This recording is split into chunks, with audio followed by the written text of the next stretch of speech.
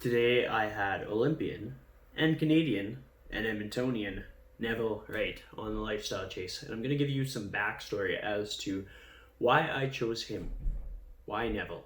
And so I came across his profile. We have a bunch of mutual people that we follow, and I think it was at a time when he was doing some public speaking for kids. And I was thinking to myself, I was like, there there's so much need for mentorship for anybody. I think mentors make such a huge difference, and especially when it's like those meaningful connections, when you're getting to know somebody and you're seeing the commonalities and you're seeing how you can overcome things in life. And he is definitely someone like that for people. He speaks to audiences. His whole career story is using his struggles as his strengths in some way, shape, or form. And we dive into that in the episode. And then what really sealed the deal for me, honestly, was watching his posts. And I saw this, one of his posts was he was helping his daughter along a log. And we talked about this in the episode, but he was giving her the confidence in herself that she could get through this obstacle of like a teetery kind of log where you don't know what's going to happen. It's kind of high up and you're just little. But he showed her that she had potential, and I think that makes a great guest. So I hope that you enjoy this one, and thank you for listening. Welcome to the Lifestyle Chase, Season 2. This podcast features high performers who have found a way to live their best life while balancing their health, wellness, friends, and family. I'm your host, Chris Little. Let's get started. The Lifestyle Chase is brought to you by Yeg Fitness. Yeg Fitness is Edmonton, Alberta, Canada's healthy lifestyle community, creating and supporting active living for all. Check them out online at yegfitness.ca and on social media at Yeg Fitness. So welcome to the Lifestyle Chase. This is episode 131, and I am joined by the one and only Neville Wright. How are you doing today? All right, how are you? Thanks for having me on the show.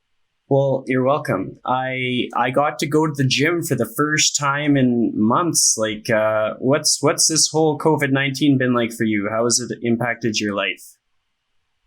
Tell you the truth, I've always been one that tries to see the positive in most things. And while, it did affect a lot of areas that I work in, such as like speaking, therapy, coaching, things like that. But in regards to fitness, I always believe in being extra prepared. So I have actually a little gym that I've set up, like a squat rack, bench, trap bar, a bike, things like that. So, fitness wise, it didn't really affect me too much. Well, that's a good attitude to have just in general, because when I think about it, we're going to have things like this happen throughout our life, like whether it be a pandemic, whether it be health, financial, all these things. So yeah, that attitude is helpful. What kind of first inspired you to have that attitude? Was it the way someone was a role model for you, or was it something that's happened to you along the way? Like, what first inspired that? Well, competing as an athlete, so I was very disciplined, and I never wanted any types of obstacles, even though you do get obstacles and challenges, to prevent me from continuing to training to achieving my goals. And I had too many moments where I couldn't get into gyms, access to gyms, and so I was like, this is never going to happen to me again. So I made sure I prepared for that, and kind of got equipment from earlier. And then in regards to my mindset, having positive outlook, I realized that to focus on things that you can't change or control, it's a waste of energy to get into that. So, the biggest thing that you can control is yourself, and how you respond to certain situations. So, usually when you do try and focus on the positive, it helps you keep moving forward. For sure. So for our audience that might not be familiar with you, there's going to be a lot of the audience that is. But let's say someone's meeting you for the first time. How are you going to introduce yourself to them?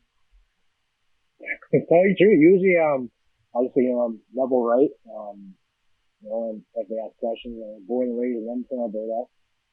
If they want to know details, kind of like, or they know my background, or, usually we see like a pretty big dude. So like, I always get, are you a football player? And I always say, oh, no.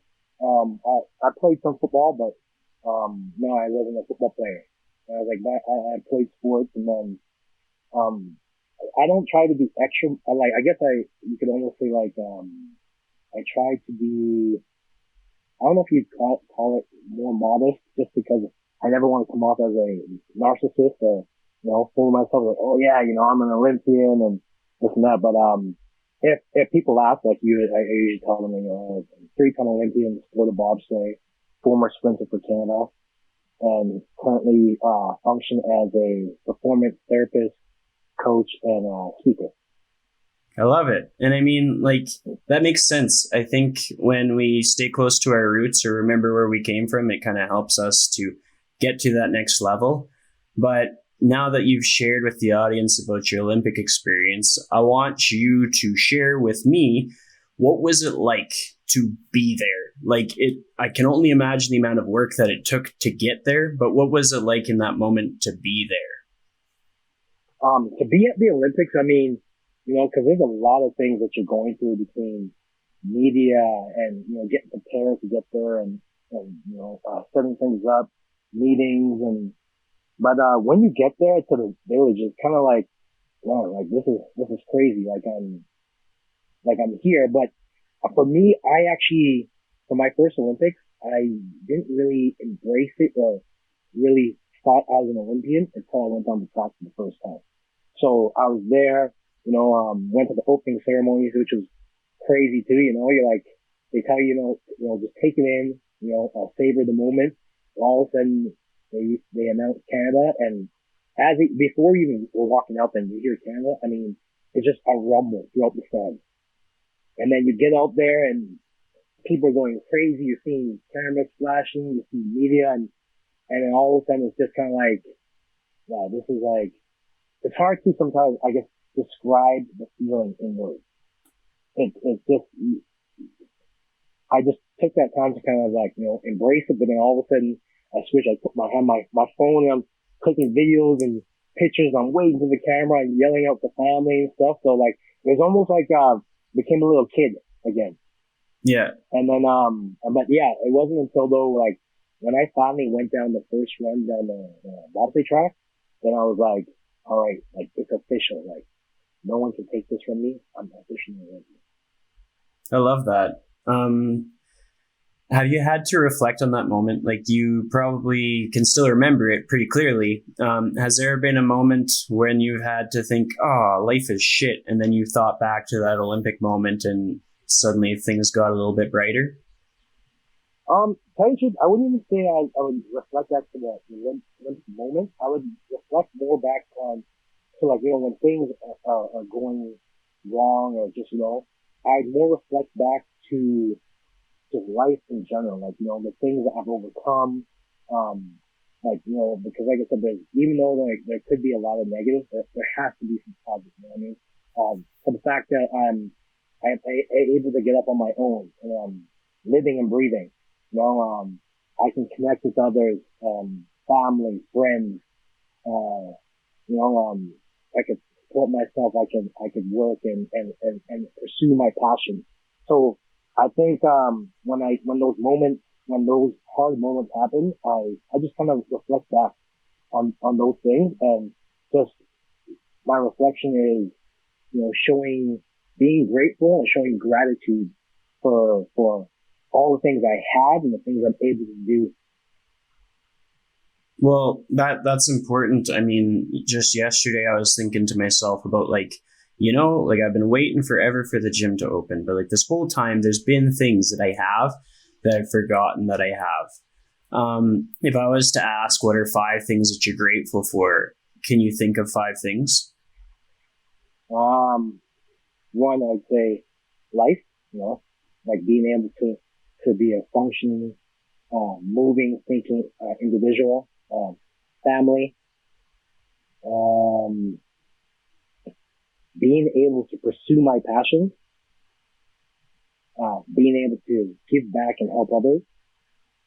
And the fifth one I would say grateful for is, yeah, I already said health. I don't know what I'd say for the fifth one. Hopefully I'm not missing something. But,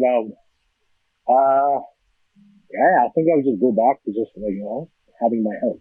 Oh yeah, no, and it's like there's no rule that it's like you must have 5 things. You can totally have 4 things and call it a day. So when we reflect on things like that, what first got you into your pursuit of athletics? Like, what was the thought in your mind that you're like, I want to do sports, I want to be fast, I want to go on a bobsleigh, all those things? Well, as a kid, I always loved physical activities, sports. Like, I mean, as long as I was able to engage in it, I would try. I mean, like hockey, football, soccer, basketball, you name it, whatever it was, I just enjoyed doing sport. And, I found that, I would do a lot of them really well. Like, anything that involves running, jumping, throwing, agility, things like that. Like, I did really well in it. And, as a kid, I went to, challenges as a kid, like different things I've had to overcome, and, I found that there was a period in my life where I was just really frustrated, angry, had a lot of, pain. And when I started to engage into sport, it became an avenue, for, like an outlet. So all that stuff that I had going on, I was able to, ball that up and project it into something positive, for myself. I like that. Did you find that there were people in your life that made it easier to get more involved in the sport? Influential coaches, teammates that made a difference?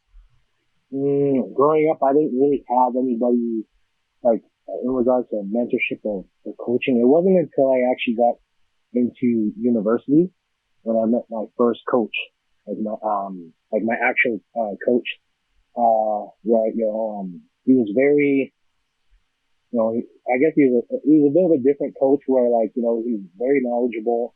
I liked his coaching style, although sometimes he could irritate me as well too, which most athletes probably feel with their coaches. But he kind of like really helped tap into my potential that he saw and kind of like realized that, like, listen, like, you have tons of potential, and yeah, he really worked with me and said, and I remember, because, after my first year of university, I had offered to go down south on a scholarship for track. And, he was like, Neville, I'm not going to stop you from going, but I promise you, if you stick it out with me, I will get you fast. And I mean, he didn't try to, like, pitch anything to keep me. He was like, pretty much, I want the best for you. So I stuck it out, and lo and behold, like, that next year, I had won, a double gold at national championships in track and field for, university, and then gone on to Team Canada that year, and then kind of continued since. And I stuck with them, all my time there until the ending of my, sporting career. That's incredible. I mean, like, when you reflect on him, like, what was it that really, like, made him stand out to you? Was there, like, defining characteristics? Was there specific things that he helped you see in yourself? Like, did you see qualities in yourself that you didn't see before? It was just his approach, because, like I said, I didn't know anything really about, like, training or especially training for like, for example, track and field. I was just a guy. I just ran out there and sprint and run as fast as I can, hope I win. And the way he came across, like, he really, like I said, he was really patient, because, like, for example, learning drills, I didn't know how to do a lot of these drills, and patient. And the way he just explained himself, and the way how he did feedback, and I'm like, and then I think as soon as that second year when he's like, I promise I'll get you fast, and I got really fast and did really well, it was kind of like right there kind of solidified trust and bond. And also too, like, he helped me quite a bit, like, during my sporting career, because, like, I mean, I was a full-time student, still trying to work, like, 15 plus hours a week to support myself and put myself through school. And there's a lot of things that I couldn't afford, like, going to certain meets and things like that, and even to pay for coaching. And he actually, kind of just waived that or helped me. He's actually, him and another, one of my, therapists, a physiotherapist that I would see, but they're the ones, that helped me actually make it on my first, national team. It was a self-funded team, and, I couldn't, and my school wasn't paying for it. And I was like, well, I can't go because I can't afford this. And they were both like, there's no chance you're not going to do this. Like, this can open so many doors for you. And they helped me, generate the funds to get to go there. And then it was just, we just kind of developed a bond. And then he became not only like a coach, but also like a mentor, where I learned a lot from him. And I took the opportunity to, every interaction I had with him, like, for example, I would do a sprint. He'd give me feedback, and I would stand beside him and watch the other athletes and learn from him. That's cool. I mean, if you had the chance to go back to like your junior, senior high experience and be the coach that didn't appear until later in your life, if you could like be the coach that the younger version of you needed, would you do that, or would you just let life take its course and wait? I would let life take its course. Like, to go, I know, like, we always talk about if we could go back in time, but I feel like everything happens, how it happens, when it happens, for its own purpose. Like, I feel like had I come earlier into the sport, because I started a little bit later in my sporting career, started a little bit later, but had I come earlier, maybe I may have taken things for granted, or maybe I wasn't physically and mentally prepared for it. So, there's a saying how nothing happens before its time. So I would go through the same, pathway. I like that. Cause like, I mean, if we can just own how our life has been, and then it's like what you reflected on before with control what you can control, and make the most of it, and look at things positively, like, then we're more positioned for our leaps going forward. So I'm going to ask you a tricky question because it might make you think a bit. In the last week or so, what's the thing that's made you the happiest? The thing that's just brought you the most joy? Oh, I mean, this is easy. Within the last, I think, well, it's been more than last week, but since I've been home, I've had more time to engage with my family, which is one of the biggest things for me, is that being able to engage with them, for my little ones, like things like that. And then also everything slowing down for me to take the time to, develop and grow as an individual. I like that. And especially with like showcasing like how important family is for you. I know that I saw one of your posts a while back. I think it was like you and your daughter or something like that. And she was walking on like a tree, like a fallen tree or something. Yeah, a big log. Yeah, and it was just like sort of that guidance, that that assurance, that trust that was showcased there. I was thinking to myself, I'm like, we don't see enough of that on social media. Like, why is nobody showcasing that? Why do we have to do some perfect selfie and do the duck lips and show our butt? Why can't we show how to why can't we show how to like give kids independence and confidence and the ability that they have? What is your most favorite thing about being a dad?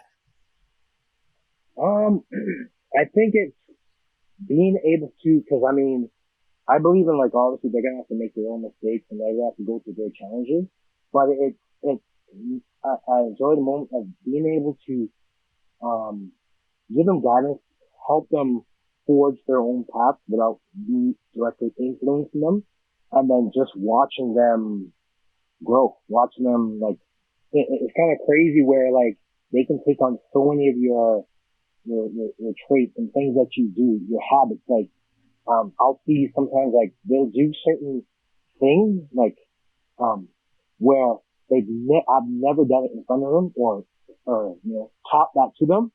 And then they just do a lot of things that I would do or like respond how I respond, move like how I move. So I think that's kind of cool. So I'm really excited for the journey of just watching them develop to seeing, what they become. So what's the funnest thing that you've ever done, like as a family, or just something that stands out to you as like, wow, that was awesome, if you can think of one thing? Well, one of the biggest things that we do is we always have like a dance off. I'm a bit of a dance machine, so, yeah, well, like I play some music and then like, my little one, she always loved to dance and they love to dance and sing and stuff like that. Like stuff that like I like to do too.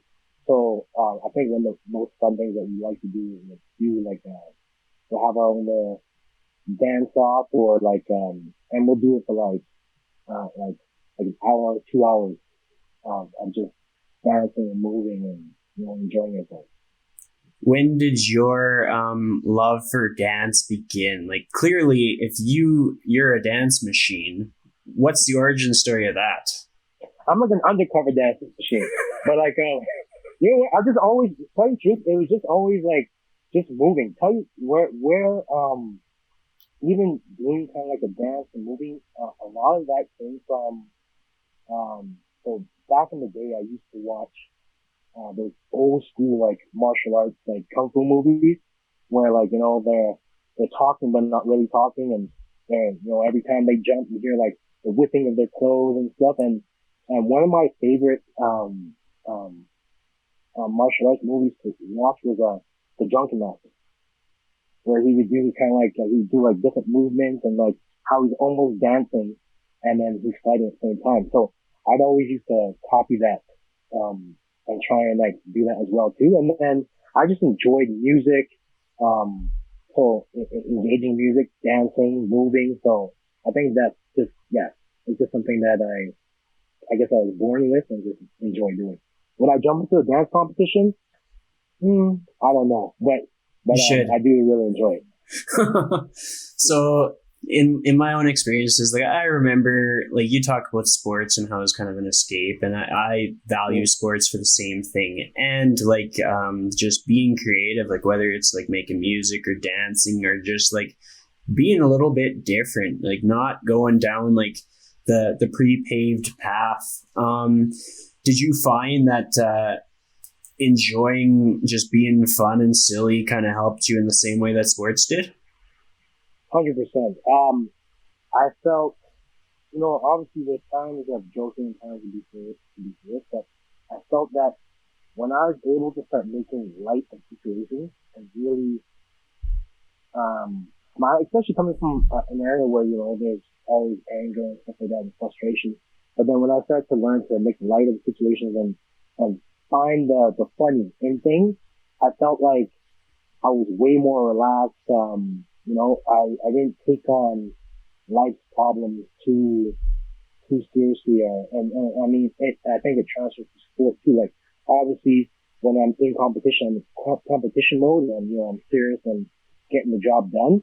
But I learned to have fun. I find that that's something that a lot of people probably miss nowadays, is of just having fun. Like, even, times you don't want to smile, but, just smile. And I'm not saying like, you're just walking around with your Joker and smiling, perma smile 24/7, but I mean, just enjoying life and just having fun with it. Well, I like that. And something that kind of stood out to me is like we were reflecting on the things, the moments that you felt joy. And a lot of the people that I've talked to, they've been like, oh yeah, I got to spend all this time with family. But now like life is going to change. Like facilities are going to open up. Our schedule is going to get different. Are you the kind of person that mandates a certain amount of family time to keep your sanity, or what's your schedule like? What happens for you? Well, I find that, and I've always said this, is that, I understand everyone's out there and they're grinding, they're trying to do their thing, they're trying to get to a certain level and, do great things. But, the two things I always say is like, one, you always, like, despite how busy you are, you should always find time to take care of yourself. Because I mean, your body, your mind, that's helping you, trying to achieve these things and coast through the day, right? And if you're not taking care of yourself, the one thing that the vehicle that's helping you achieve these things and get there, then, then you end up in a bad situation. So that's one thing. And then the other thing I say is, that I take the time to, how should I word this? In regards to family, in regards to family, that I need to have a time, not only for my sanity, but also too, it's not fair to them that I'm busy all the time and can't engage to them, right? Maybe it's nothing wrong. So like, I need to make sure I have that time. And I mean, I'm a big family advocate. I enjoy engaging with family. Like when we have, Christmases or birthdays or certain holidays and stuff, like, I'm just like, with all the family, whether it's games or like, I got a lot of nephews and nieces, so like, playing games with them, wrestling or whatever. So I'm a big family man or family oriented. So, I feel like it's a part of me that if I didn't have, I would be lost about it. Yeah. Well, I mean, I think everybody has like a certain structure of family, whether it's like their genetic family, their friend family, whatever it is. Maybe it's like people that they met through sports that are just, it's a tight crew. But I think sometimes we lose track of how important those people are, like how they help us to get through life's things. Like you got to have people that you can talk to. Yeah, exactly. And kind of on that topic, I'm curious, when you're at the Olympics, you talked about how you're waving at the camera and stuff. Who do you think was the person that was cheering for you the loudest on the other side of the TV?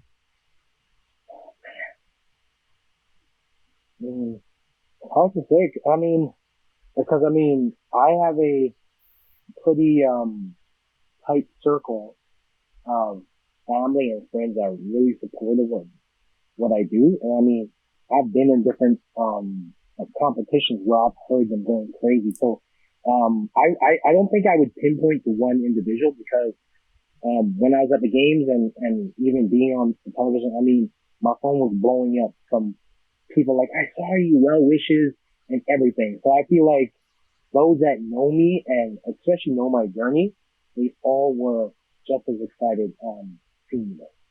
Well, I like that, and it kind of saves your butt from singling anybody out, because, I mean, if you include everybody, that's everyone's just waiting, like, they're just waiting in suspense. When you talk about, like, being able to hear in the crowd, like, I know I've played different sports, and I've been able to hear a family member or something. I'm like, man, was that ever funny when I heard that? Like, do you have any memories like that from, like, your sporting life? Actually, in track and field. So, in track and field, when I would compete, I'd have these moments where I would get in the zone where it was like this tunnel vision. I couldn't see anything. The stands could be full and people yelling and screaming, and I can't hear anything. And I remember,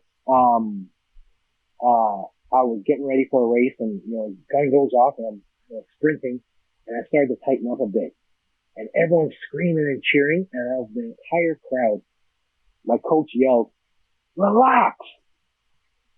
And I picked up his voice, everyone yelling and screaming. I just remember I was like this, and all of a sudden I just dropped my shoulders and then accelerated. And it was like, that was crazy to me, like how I was able just to pick his voice out, during that competition. I mean, and there's a lot of people like screaming, it was so loud. So, that's the one moment I think I remember the most. Well, that's cool. Like how you could just single that out and how it actually worked. Like, there's lots of times when somebody yells something, it's the right thing, and it's hard to make that connection. It's hard to single it out. Can you think of other times when you've experienced that tunnel vision, when you're just so dialed in and focused? It went from track and field to even bobsleigh. Like bobsleigh, it happened, especially at the start, it happened so quick. And I wouldn't say I picked out someone saying anything, but I've had moments where like I'm locked in, and then we're pushing. As you're getting in, it's like everyone's getting in fast. Like you're in and down and not moving around so that you can have great speed, great velocity, and you're not disturbing the sled, right? And I remember I've had a lot of these moments where just before the pilot gets in, just as the second guy is getting in, everything just slows right down.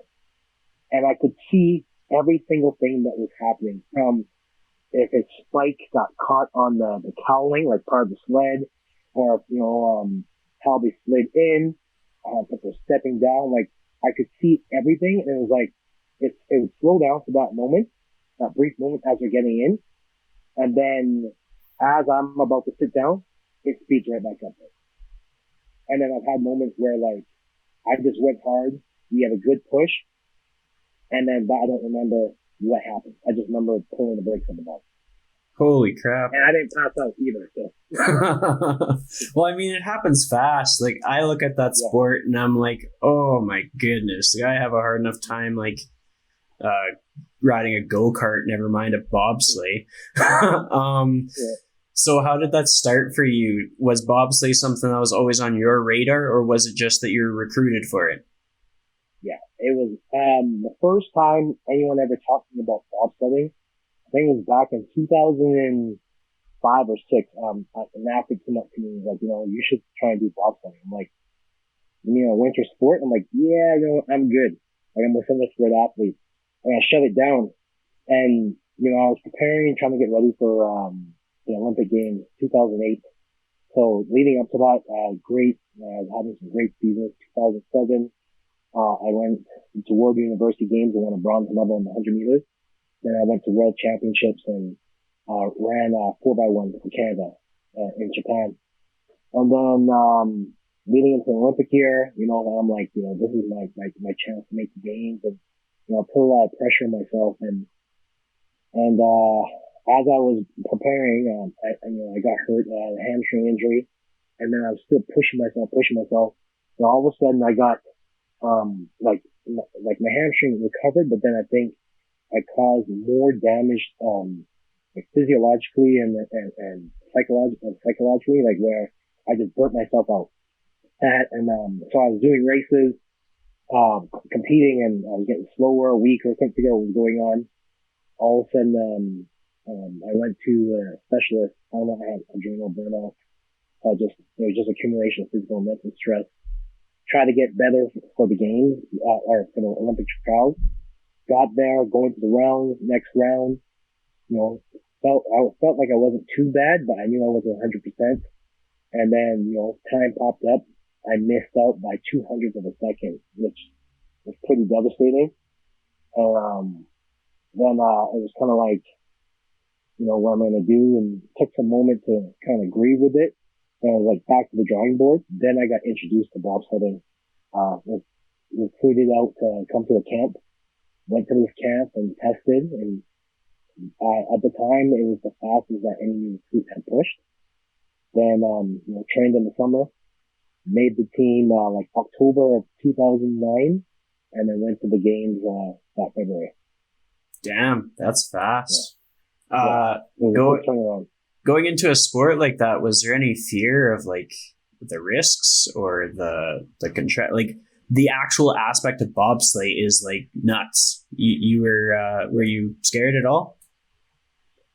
Tell you the truth, I wasn't scared. One is because I was like, what, if I'm going to do this thing, I have to fully embrace it. I can't go with any type of fear, because as soon as I have any fear, which leads to doubt, which is going to affect my performance and my ability to fully buy in and get into the sport. And so I wouldn't say I was fearful. It also helped that at the time, like, all my pilots have been like the best, like, one of the best pilots in the world. So I was fortunate that I was with good pilots. I think I only had one moment where I was a little bit nervous, where it was my first year out, and we were out in Whistler and we're doing training runs, and I'm with my pilot. It was Pierre Luders. And all of a sudden, there's another athlete, I had a day off, and there's another pilot that kept crashing, and he was crashing this other brake thing. So the high performance director at the time came up to me, he's like, Neville, there's other guys that are crashing quite a bit. You think we can give them a break and you jump in with this other pilot? And right away I was like, I got so nervous. I was like, you mean the guy that was crashing all the time? Like, yeah. I'm like, and I'll tell the story where so this happened, and I mean I'm nervous now because I'm like, this guy keeps crashing. I've never crashed before, and I've seen a few guys already that crashed and they look like they're in great shape.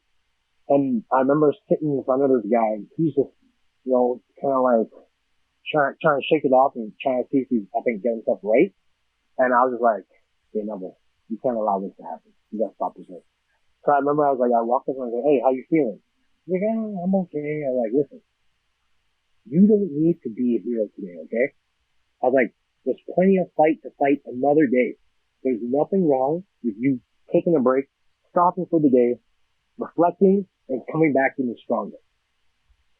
There's no shame in that. And he's like, yeah, you know what, Neville, you got a point. I think I'm going to shut it down. I just remember I was like, I can't believe that worked. But yeah, it was like that. I think that was my most fearful moment. Even when I crashed, I wasn't even nervous at all either. Well, I think that's a funny way to look at it. Just like you kind of used your deductive reasoning. You're like, oh, based on your crash history, maybe take it easy. Nervous system burns out. Take a break, man. Take a break. Oh, yeah. So in your pursuits of athletic excellence, that's the best way that I can call it, because it's like it doesn't seem to matter which sport you went into. You had the mindset to take it head on, and you were the best version of yourself. Like, did you ever have a day that wasn't your best day? Did you have a day when it was just like shit wasn't working, or you had something that was just in your way? Can you think of any memories? I've had tons of those, tons of moments where just I wasn't there. There's life things going on, or having some physical injuries that was holding back, and where I was just like, man, I know my knees used to be really, really, started to become really problematic, where it was hard to for example, sprint. And, there's one point where I was kind of like, man, I have to keep doing this because how bad they were. And, I ended up taking 2 years off from the sport just to rehab them, my knees, to get them healthy, because I hadn't taken a break. So I've been competing now from 2003, 2004. I hadn't taken a break up until after the 2014 season. So I've been going, 13 years?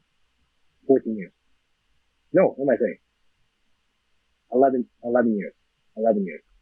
And, I just hadn't taken a break. And I remember when I took that break, and it was nice actually to not have to worry about thinking about and training for sport, but more just doing rehabbing.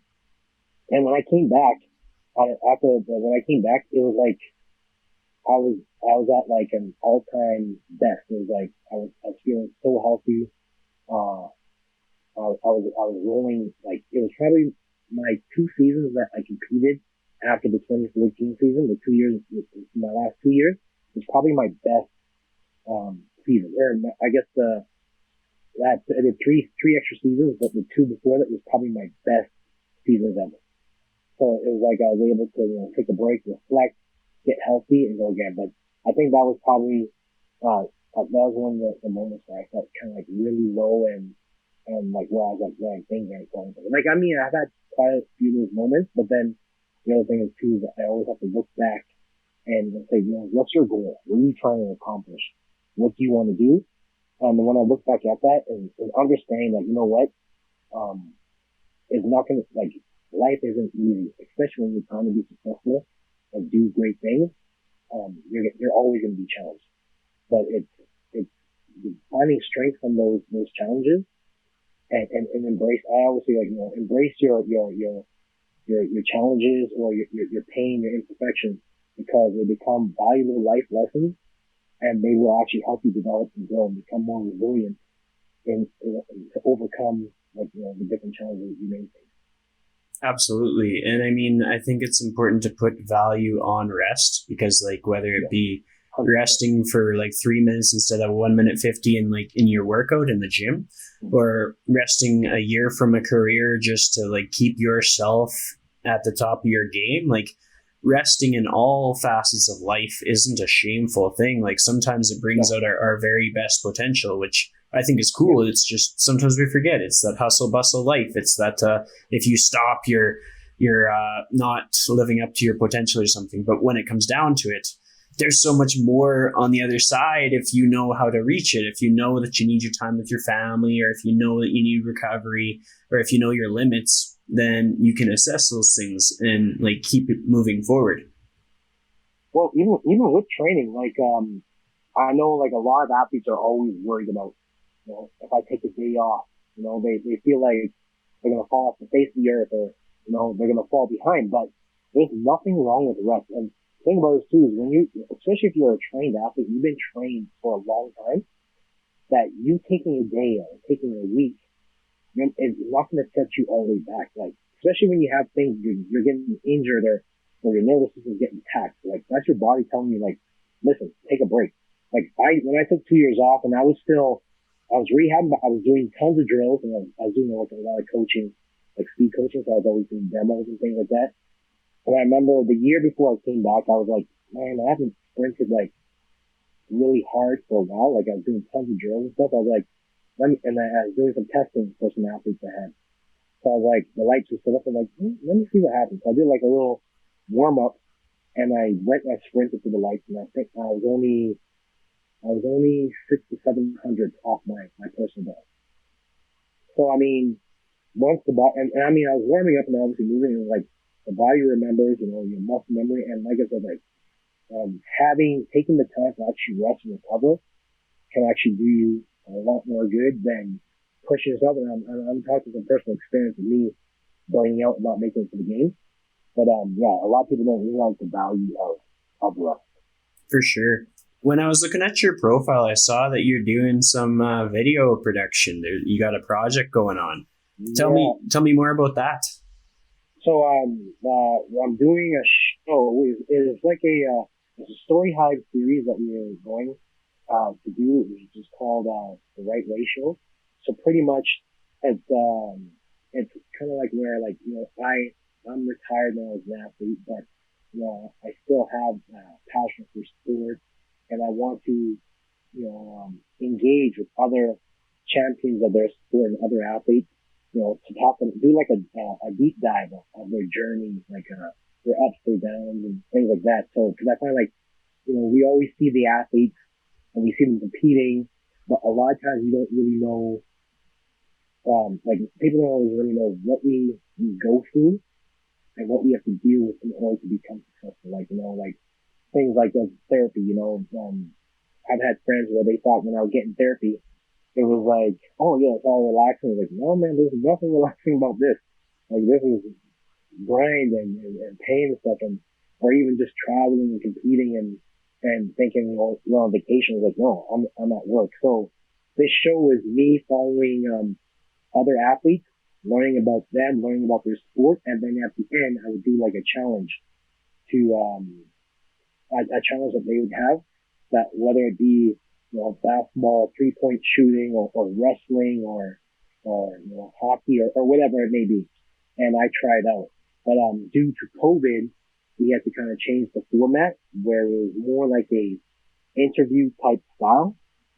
But it still turned out well, where I was able to still engage them. But the only part was that I didn't get to learn the activity with them, or learn their sport, and do the sport as well, or do something, a challenge in it. Yeah. Well, I mean, even with that slight pivot, you still get the value from it. Like, I mean, it's very similar to having a podcast. You get to learn from people's experiences, and there's a challenge at the end of this show too. So you'll get to see that in a few minutes. But all right. what I want to know is like, what has that experience taught you about yourself so far? Like when you're learning about other people, it kind of teaches you about you. So what's your take on that? I think what I learned from that is how similar well, as athletes, but not only as athletes, but outside of sports, but how similar we are in a lot of aspects where our mindset or approach, you know, obstacles and challenges are. So it was nice to kind of connect with them and learn that. I always believe that, especially with every experience, every connection that I have with someone, I always want it to be a learning opportunity. And a learning opportunity for me to develop and grow as an individual and learn, like, you know, you can learn so many like different techniques, strategies. And I find that when I speak, especially when I do speaking, public speaking, if I'm talking about an experience, I always try to tie it into other people's experience, because a lot of times people are looking for an authentic connection to be like, man, like they went through the same stuff. Like we might be in different fields of play or work, but they're going through the same type of thing I'm going through. Well, that's awesome in that you say that, because I think the first time that I came across your account was because I saw that you were doing public speaking, and I was like, this guy's cool. I like him, because I like the art of like public speaking and making that connection. You talk about the value of connection, and what that does for people, and seeing like person one career versus the person in the other career, and they have those connecting pieces. In your public speaking, do you have like a moment that stood out to you, or like a favorite event that you've spoken at, or just someone in the crowd that just kind of you can't get out of your head? I mean, I've had some really great ones. I mean, if you look at, it's like this, I speak to all sorts of demographics and populations, whether it be young students, athletes, in the corporate world. I think I've had two situations that stuck out to me. One was with, when I was talking to, some students, and, I was a kid that, you know, like I had my challenges, like, one thing I had a speaking problem, so it was hard for me to really articulate myself. So I didn't speak as much, or, it was hard for me to pronounce certain words, so I'd always have to really think of what I'm saying to have the right words so I can actually pronounce it. And I end up like I have this passion to help youth, because I'm like, man, there's so much untapped potential, and there's so many kids like me that grew up like me that are struggling, or they just need some positive reinforcement or guidance. And I remember I spoke at this one school, and I usually leave a little bit of time for questions. And, you know, one student they're asking me like about bullying and things like that. And I was telling them things that I went through and how I overcame it. And, you know, this is what, you know, by embracing my pains and my struggle, like I said, it made me more resilient, more, focused, more determined to not become a statistic, or not become a product of my environment, or just to give up. And, at the end, one of the teachers came up to me kind of, you know, tearing up. And she's like, yeah, one of the students who was struggling a lot, came up to them and said, how I helped change their life, because, you know, they got inspired to, you know, not give up and keep pushing through. And I mean, I'm like, I look at it like, you know, cause I've taught to like thousands and thousands of kids. And if I go into a room and, you know, say there's 100, 500, 1,000 individuals, and I'm able to connect with one individual specifically that I can help create a change, or to change the perspective, then I've done my job. So I mean, that was one of the moments that stuck out for me with like a younger crowd. And then as I was older, one individual came up to me as well too, and they said, you know, they liked my talk, and they said, you know, they could tell it was really authentic. I was like, really? And they're like, yeah, they've been to a lot of conferences, and spoken to, heard a lot of people speak, and this was the first time that they saw someone's eyes the entire time. Like, saw my eyes the entire time. And then I knew you were being authentic and speaking from the heart, which is always the goal, right? Is to tell like, when I speak, I don't read off on a paper or anything. Like, sometimes based on the topic, I might have some notes, but usually I just speak from my experience and speak from the heart. Sometimes I might have a thought on one topic, and then I'll also like kind of veer on another stuff, kind of different thoughts. So, those are like, I guess, the two moments that really stuck out to me. Well, that's a cool reflection. I mean, like, most times it is just one person that makes the whole difference. Like, you'll do your speech and you'll be in front of a bunch of people, and it's like, you remember the one kid that said something, even though there might have been like five, or you remember the one professional out there that was like, whoa, that really like hit a note with me. How did your speaking career or like endeavor begin? Like, how did you get into speaking in the first place? Well, I remember the first, like, I was like, when I was a young kid, like, when I'd be like in church, and they'd ask us to like speak on something or whatever. I remember just being nervous all the time, and I'm like, man, I don't want to do this. And then, so I started to build up, courage from there. And then, I got invited out to a few events where like I was teaching sprinting, or, you know, and they give a little talk. And then I found that, also too, I found that I started getting to like a mentorship role. I was just talking to a lot of people like about life and just different things. And then I started, and that passion, I started to develop that passion. So, like I said, like, I heard a saying where the richest place in the world is a graveyard, because a lot of ideas and potential and, you know, new ways of thinking or new ways of life have been lost, where people weren't able to get that out there.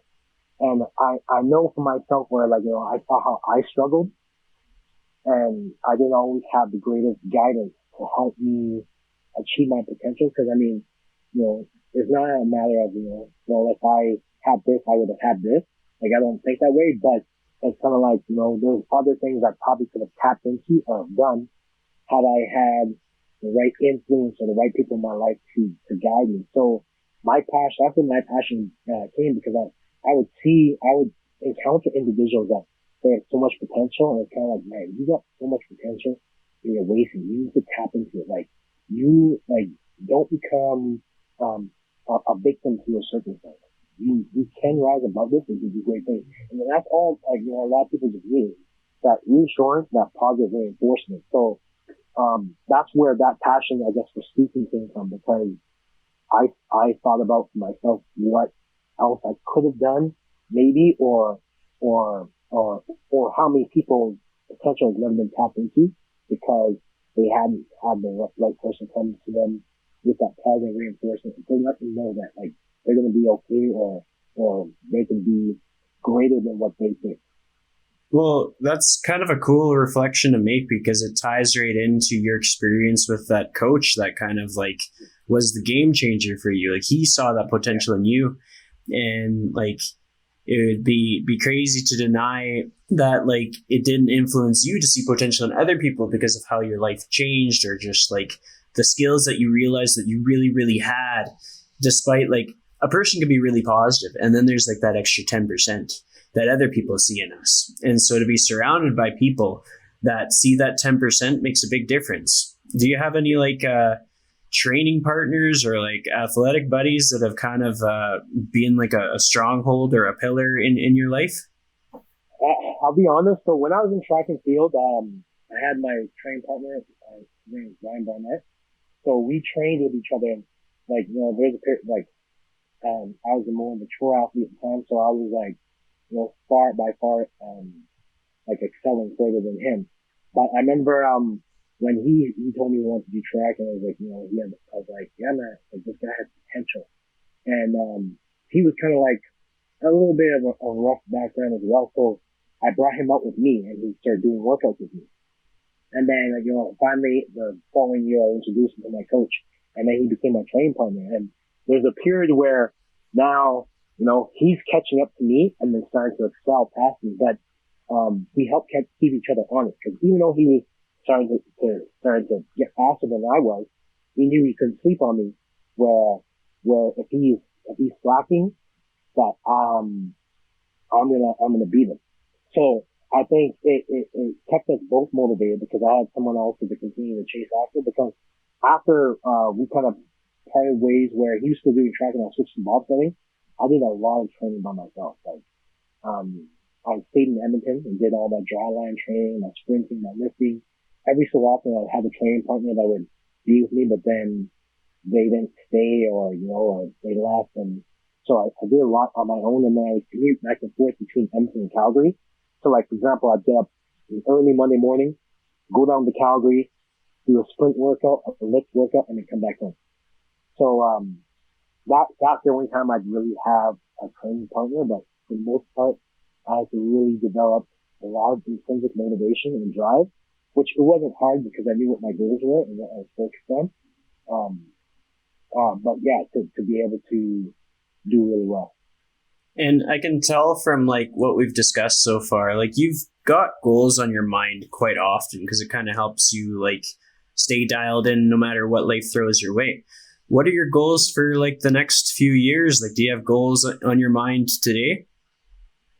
I do. Like, I always have goals, but, and this is something I was talking about where like I set goals that I focus on the process to get there.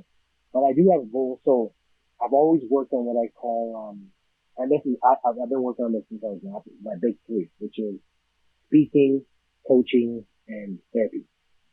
So, I still have goals of what I want to do in that realm.